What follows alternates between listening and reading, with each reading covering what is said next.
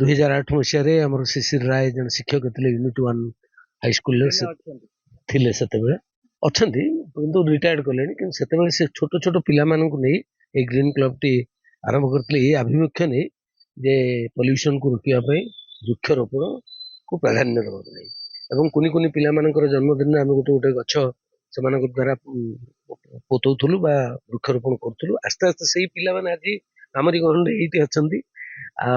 8 ମାନେ 18 ବର୍ଷ ହେଇଗଲା ସେମାନେ ସବୁ ବଡ ହେଇ ଚାକିରି ବାକିରି କଲେଣି। ଆମମାନଙ୍କ ଠାରୁ ଶିଖି ଅନ୍ୟ ପିଲାମାନେ ମଧ୍ୟ ବୃକ୍ଷରୋପଣ ପ୍ରତି ଗୁରୁତ୍ୱ ଦେଇଛନ୍ତି। ବର୍ତ୍ତମାନ ବୃକ୍ଷରୋପଣର ଯୋଉ ଆବଶ୍ୟକତା ରହିଛି ତାକୁ ଗ୍ରୀନ କ୍ଲବର ପିଲାମାନେ ବହୁତ ମାତ୍ରାରେ ପ୍ରତିବର୍ଷ ବିଭିନ୍ନ ସମୟରେ ବିଭିନ୍ନ ଜାଗାରେ ବିଭିନ୍ନ ଅଞ୍ଚଳରେ ବୃକ୍ଷରୋପଣ କାର୍ଯ୍ୟକ୍ରମ କରୁଛନ୍ତି।